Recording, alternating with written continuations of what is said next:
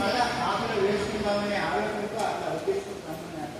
కానీ నీవు కూడా మహాత్యాగే ఒక్క మెరుగు కూడా కింద పడకుండా వడ్డించినావంటే నీకు నమస్కారం ఒకసారి ఎంతమంది అటువంటి మహిళామూర్తులు ఉన్నటువంటి సమాజంలో అటువంటి మహిళామూర్తులు ఎంతమంది ఉన్నారండి? టీవీ తీసుకుంటే అన్నం చెప్తున్నాం, సెల్ ఫోన్ పక్కన పెట్టి అన్నం చెప్తున్నాం, మాట్లాడితే వెగవకలాడుతూ నవ్వుకుంటూ గిలుకుంటూ తింటున్నాం. ఇది కాదండి జీవితం అంటే.